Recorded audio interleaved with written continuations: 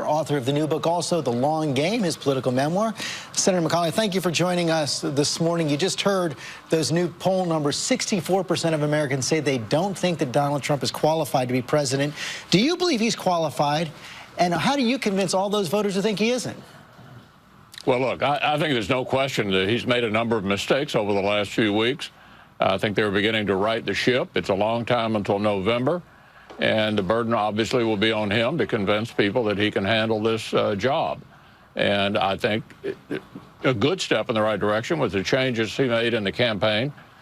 He's beginning to use a prepared script more often, which I think is absolutely appropriate for any candidate, whether you're a longtime politician like Hillary Clinton or whether you're new to the game like Donald Trump. I didn't hear you say whether you thought he was qualified. Look, that'll be up to the American people to decide. You know, he won the Republican nomination fair and square. He got more votes than anybody else against a whole lot of well-qualified candidates. And so our primary voters have made their decision as to who they want to be the nominee. The American people will be able to make that decision in the fall. You say you're glad that he's working more from a prepared script. What about the response he had in Scotland to that Brexit vote? You saw the Hillary campaign taking aim at that. Do you agree with how he handled that, and what's your reaction to the vote? Well, I'll tell you who really had a bad week was President Obama, because his 2012 campaign manager ran the Remain campaign in England. He suggested the president come over and get right in the middle of that. Obviously, that had little or no impact. And I think what you saw in England, at least from what I read, is that people got tired of being dictated to by unelected bureaucrats in Brussels. And, of course, we have a lot of that here in this country, a lot of the president's bureaucrats expanding regulations in a way that slow our economy and make it difficult for us to have growth, even though we didn't pass any legislation allowing them to do that. And a good example of that kind of overreach, this very week, the Supreme Court rebuffed the president's immigration executive orders that he had previously said he didn't have the authority to issue. So you think that was the right move for Britain? Look, it's up to the British to make that decision. But you can read about the frustration of having ceded to the bureaucrats in Brussels so much authority. And you see the same thing here. You know, we've had a regulatory rampage over the last 6 years. A lot of the people that the president's put on all these boards and commissions in his government are pursuing policies that we haven't passed in Congress. In fact, the Supreme Court just slapped him down on one of them this week. That's the way you get slow growth. And when you have slow growth, you have fewer opportunities for our people. Are you worried at all about what that vote means for the special relationship between the United States and Britain? No, I think that's a pretty solid relationship. You know, we've always been very close with the British. The only other bilateral relationship in the world that's anywhere near this close would be our relationship with Israel. You know, I want to go back to the poll. One of the other things the poll shows is that only 77% of Republicans are now supporting Donald Trump. That's a number you can't win if the number is that low. Your friend George Will, the conservative columnist, just announced over the weekend that he's now no longer a Republican. He's left the party. And one of your own senators, Mark Kirk, Republican from Illinois, is taking direct aim at Donald Trump. Let's take a look at that. How can Mr. Trump win if the party is this divided and you've got your own senators making ads like that? Well, Mark Kirk is an independent senator, and that's why he got elected in Illinois and why he's going to be reelected this fall. What I would reassure my friend George Will of is that the Republican Party is still going to be America's conservative party.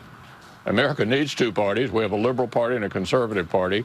If you look at the platform that will be written at our convention, we are not changing the basic principles that Republicans believe in.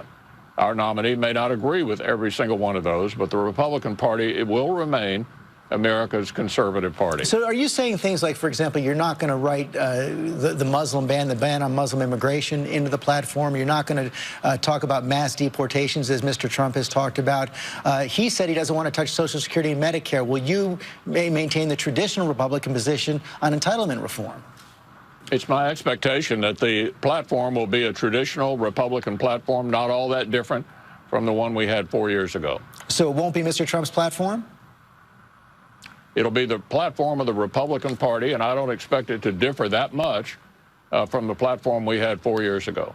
In your book, you also write, I think it's on page 177, that the three most important words in politics are cash on hand. You've learned that lesson over the course of your career running for the Senate. You always had a lot of cash in hand, a lot more than the $1.2 million that Donald Trump showed this week. The super PACs aligned with Hillary Clinton have about $120 million. The super PACs aligned with Donald Trump have about $2 million. Can he win with that kind of a money deficit? No, but I hope he won't have that kind of money deficit come fall. There's a lot of work to be done to turn the campaign in a different direction, and one of those obvious flaws at the moment is cash on hand. He needs to catch up and catch up fast. Is he going to need to write a check to his own campaign? He needs to be able to compete financially where the money comes from, whether it comes out of his own pocket or from others. It doesn't really make all that much difference. But he's going to have way more than he has now in order to run the kind of campaign he needs to win. Finally, we saw some pretty extraordinary movements in the House and Senate this week on the issue of gun control. Still stalemate on the legislation, even though you had that 25-hour sit-in on the House, a 15-hour talkathon in the Senate. Right? Senator Chris Murphy from Connecticut, and one of your own senators, Senator Collins from Maine, Senator Susan Collins, has put a compromise bill on the floor where she says those who are on the no-fly list shouldn't be able to buy a gun. Why did you vote to table that compromise, even though it has the support not only of Republican and Democratic senators, but also many former retired military leaders? Yeah, let me tell you what we agree on. We agree that terrorists shouldn't have weapons. We agree that if you're on those lists, you should not be immediately able to purchase a firearm. We all agree on that. The problem is we have a difference of opinion about permanent blocking of the ability to exercise a constitutional right. Whether people like it or not, there is a constitutional right in our country to own and possess a firearm. So we had a disagreement as to the point, what burden of proof would be required to permanently ban somebody. We're very close to reaching an agreement on this. I hope we can. We had a lot of votes on it this week. I think this is an issue, obviously, we'll be revisiting again in the future. So you think something will pass? I'm sorry? You think something will pass? I don't know, but clearly we've got to move on. We have other business to do this week with regard to the Zika Milcon bill and the Puerto Rican bill that will prevent a bailout of Puerto Rico. Senator McConnell, thanks for joining us this morning. Thank you.